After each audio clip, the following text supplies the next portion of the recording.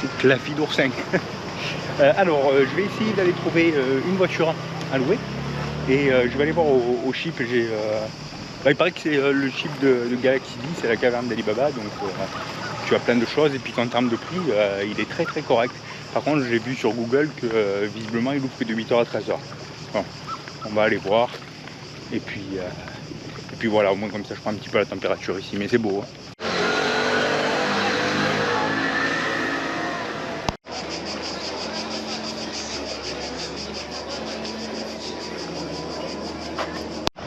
Bon, j'ai fini ma petite visite de la ville, très sympa.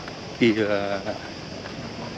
pu aller donc louer la voiture. Et donc, alors en fait, il n'y a pas de bureau. Il faut appeler le monsieur. Donc, je vais te mettre dans le descriptif là, ou incrusté dans la vidéo, selon si je sais faire ou pas, son numéro de téléphone.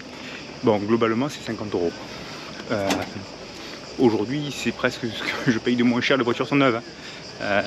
Donc il m'a dit tu auras la Citroën, parfait. Qu'est-ce que j'ai vu? Il avait des Polos, il avait des Twingo, il a même des minibus pour plusieurs personnes. Donc voilà, je trouve que c'est assez raisonnable. Meeting point demain à 10h et go to Delphi.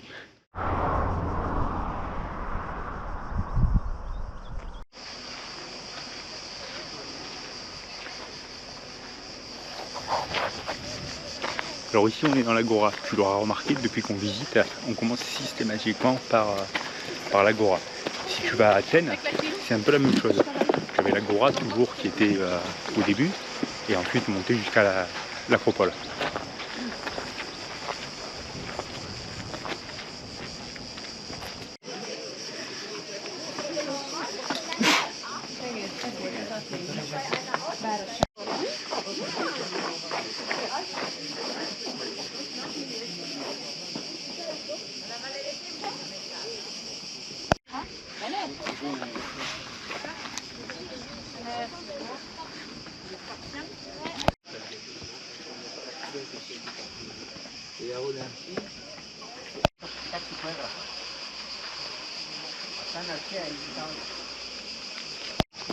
Alors ici on est sur un site qui est plus récent, à peu près un peu plus de 2000 ans.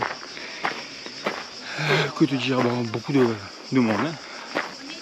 Beaucoup de Français aussi, donc pas dire que je l'ai fait comme la peste, mais pas loin.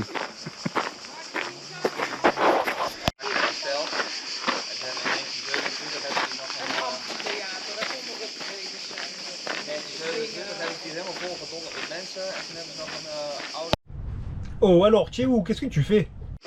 Eh ben là, je suis à Delphes. Et qu'est-ce que tu fais à Delphes? Tu visites? Je suis venu voir la Pythie, celle qui prévoyait l'avenir avec les oracles. Et tu l'as vue? Alors non, pas encore. Ah. Mais je pense que je vais aller manger parce que ça va la faire venir. Et là, tu t'es dit que tu allais forcément la rencontrer au snack, quoi. Ben oui, ma foi, on dit pas la Pythie vient en mangeant. Enfin, j'en peux plus de lui. Bon, je vous laisse avec lui, moi je me barre, j'en ai marre. Trouvez-vous quelqu'un d'autre pour commenter. Hein. Alors Delphes, on le retient principalement aujourd'hui comme étant le site de la Pythie. La Pythie, c'était, pas dire un genre de sorcière, mais qui prévoyait l'avenir. Alors normalement, elle le prévoyait tous les 7 du mois. Et pour ce faire, elle faisait appel aux oracles. Donc bon, j'ai l'impression qu'elle aussi, si tu veux, un peu comme la Grèce, elle tournait au CBD, hein, puisque tu avais tout un tas de fumigations. Bon, elle était en transe, hein, la fille, et donc c'est elle qui décidait de un peu ce qui allait se passer. On consultait principalement pour la guerre, puisqu'on est dans l'Antiquité et dans la conquête des territoires, quoique aujourd'hui, si tu veux, un peu pareil, hein, l'actualité, et donc, ou également pour des questions personnelles. Alors ce que tu vois derrière moi, en contre-jour, c'est le temple d'Apollon.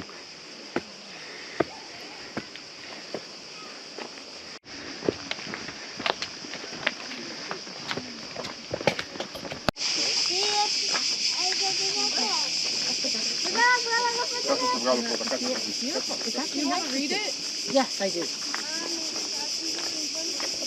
Alors le stade que tu vois là a été entièrement créé, ça a été aplani puisqu'on est en pleine montagne, et c'était les jeux finalement qui étaient les plus importants après les Jeux Olympiques.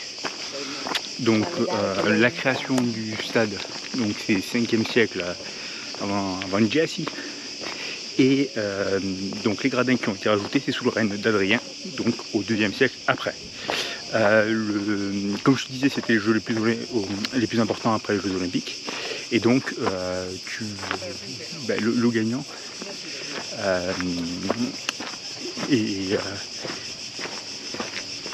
ça va te rappeler quelque chose, c'est que le gagnant, lui, gagnait soit une couronne de laurier, soit une palme.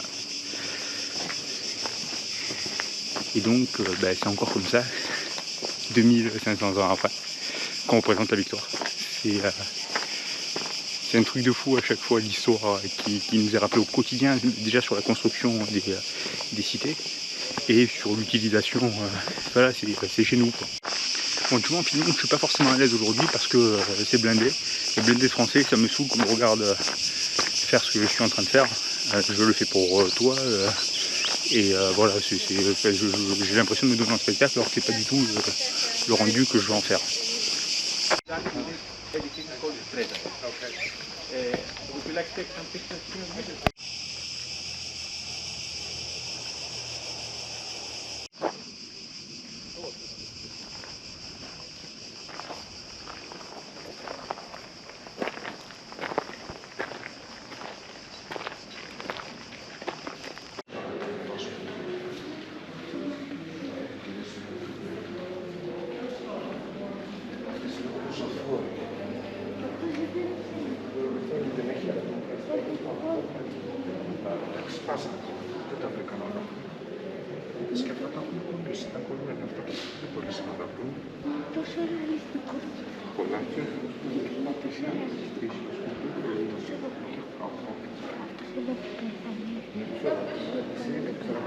Zeus sul suo capo e non c'è.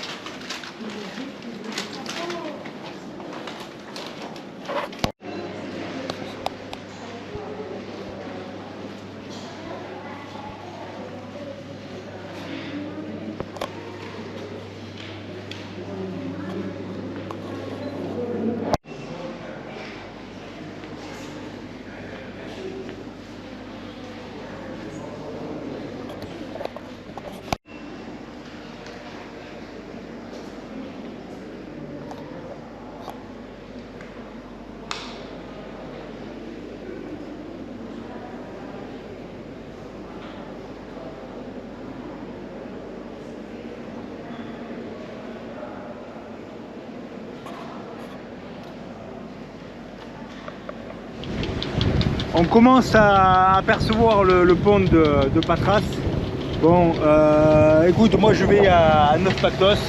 Alors ils annonçaient 4 nœuds de vent, ça c'était les prévisions. Là il y a 32 nœuds. Bon, jamais à un moment donné, ça, je viens de passer les 2000 nautiques faits depuis le départ. Jamais il y a un endroit qui m'aura autant fait chier que celui-là. Le golfe de Corinthe finit plus jamais. Allez, arrivé à 9 Pactos, mouillage dans 25 nœuds. Bon, c'est beau, très beau. Et puis le pont de Patras qu'on voit là-bas. Bon, je vais m'asseoir. Je surveille un petit peu les fonds parce que là il y a 3,60 m au sondeur. Bon, j'ai envoyé de la chaîne, hein, forcément vu le vent. La météo prévoyait aujourd'hui 4 nœuds de vent. Je me suis retrouvé avec 34 nœuds.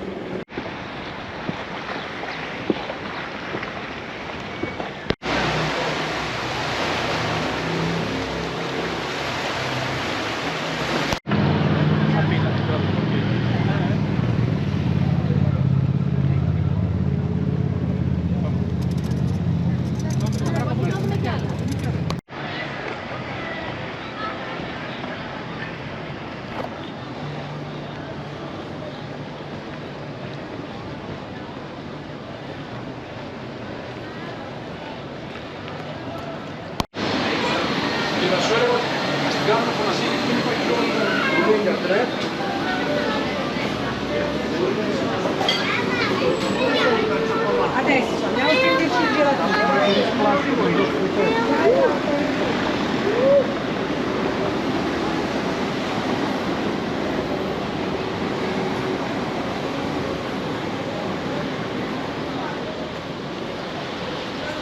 Deux tavernes. Plein.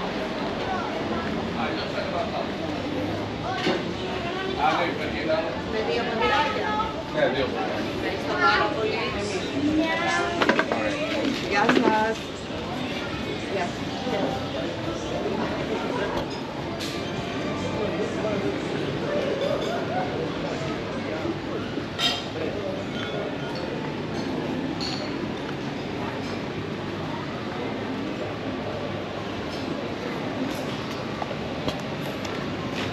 Alors en Grèce, tu peux manger de 7h du matin jusqu'à 2h du matin, quoi. Ils servent non-stop. Et il y a du monde non-stop.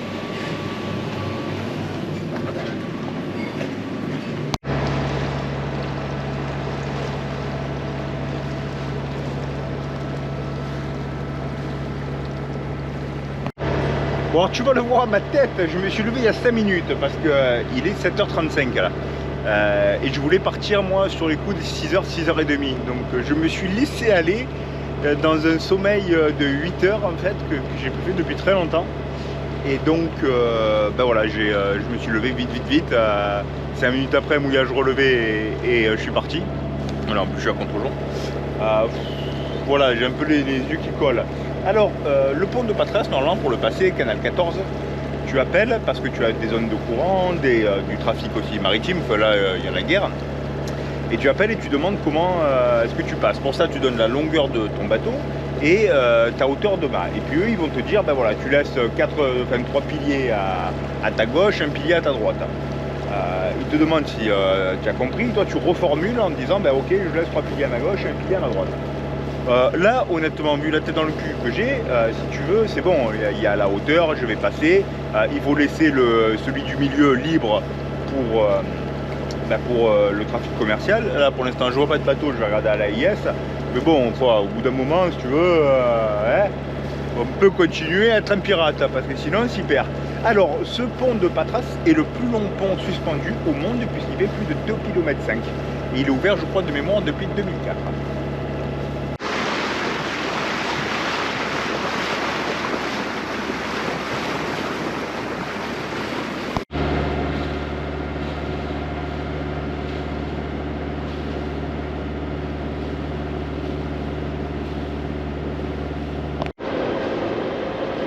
Bon, eh ben là il nous reste plus qu'à prier. Hein.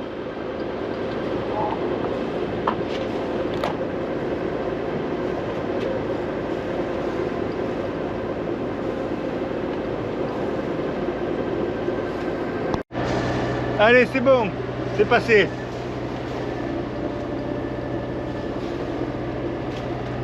C'est passé, mais avec un air de pas rassuré quand même. Hein. Allez, sortie du golfe de Patras. Enfin. En face, c'est Fallonia. Et là, je sais pas si tu vas le voir dans la brume, Zakynthos. Et ben voilà, j'ai l'impression de revenir à la maison là, tu vois. Je sais pas pourquoi j'ai cette impression là, mais je suis vraiment content de revenir dans les Ioniennes. Départ de Kastos. Bon, mouillage juste pour la nuit, rien d'intéressant. Enfin, rien d'intéressant. Navigation pas forcément intéressante non plus hier, mis à part que j'ai la poulie là, qui a lâché quand je vais. Il n'y avait pas de vent, donc j'ai sorti le génois pour le faire un peu sécher. Ah merde, j'ai oublié là, voilà. Donc la poulie en haut là où je mets le pavillon de courtoisie à lâcher, donc voilà, je me suis débrouillé pour l'instant. Provisoirement, mais il va falloir que je monte. Surtout qu'après on va en Tunisie et par rapport aux douanes, si tu veux, on va essayer de montrer patte blanche. Donc la direction de Méganisie, pas de ZF pour l'instant, on verra bien. Allez, donc le départ pour Kastos, dans la réalité aujourd'hui je te le montre, on est le 2 octobre et je n'ai pas tourné de séquence depuis le 20 août parce que j'en éprouvais pas le besoin. Ce qui veut dire que ça fait à peu près à quelque chose près un mois et demi que j'ai pas tourné, donc d'où l'utilité d'avoir un stock d'images pour ceux qui se posent des questions et qui me disent quoi faire, hein, sans que je leur demande de se mêler de ce qui les regarde pas. Mais voilà, donc ce qui s'est passé depuis le 20, donc départ de Castos mouillé en bas de Lefkas, je suis remonté ensuite sur Preveza, Sivota et direct Corfou. J'ai récupéré ensuite mon père à Corfou qui est venu passer 4 semaines avec moi. On a navigué dans les îles ioniennes. Il est parti mercredi, aujourd'hui on est dimanche donc il y a quelques jours. Nouvel équipage qui arrive ce soir et donc navigation un peu en Grèce, hein. Bon, j'ai pris la Tepaille pour le mois d'octobre, navigation en Grèce jusqu'à ce que à un moment donné peut-être la météo nous dise il faut partir, donc voilà. Il n'y a pas de programme en fait, hein, si tu veux, donc voilà, on se retrouve bientôt pour l'autre aventure finalement de ce qui va se passer, la navigation ici et les vidéos suivantes, rejoindre la Tunisie, hein, comme tu le sais. Allez, je te souhaite une bonne journée, je t'embrasse, un bon week-end, bon samedi parce qu'on est samedi, et à la prochaine.